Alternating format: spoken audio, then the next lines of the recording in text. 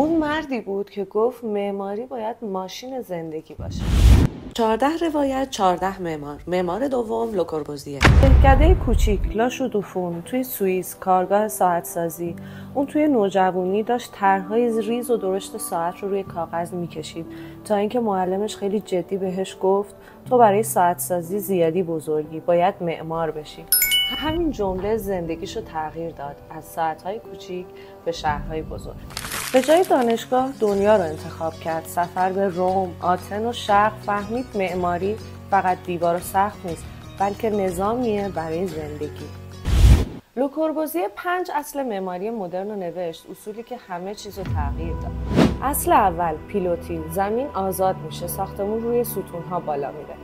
اصل دوم، پلان آزاد، دیوارهای باربر حذف میشن و فضا آزادانه چیده میشه. اصل سوم، نمای آزاد، نما مستقل از ساز است، آزادی در طراحی بیرونی. اصل چهارم، پنجره افقی، پنجره‌های کشیده، نور یک نواخت و دیدی وسیع. اصل پنجم، بام سبز، بام تبدیل به باغ و فضایی برای زندگی میشه. این 5 اصل معماری قرن 20 رو بازنویسی کرد. 1923 با انتشار کتاب به سوی معماری جهان صدایش را شنید و با ویلا ساوا بالاخره دیده شد. از خانه‌ای سفید و مینیمال تا کلیسایی شاعرانه بر فراز تپه، او مرز میان ماشین و احساس رو دوباره نوشت. ازدواج کرد، اما عشق اصلیش معماری بود. بچه‌ای نداشت و زندگی شخصیش پر از سکوت و فاصله بود. دوستاش میگفتن اون با طرح‌هاش زندگی میکنه، نه با آدم.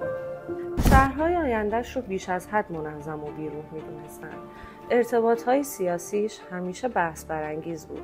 برای بعضیا اون یه معمار نجات بخش بود و برای بعضی دیگه خطری جدی.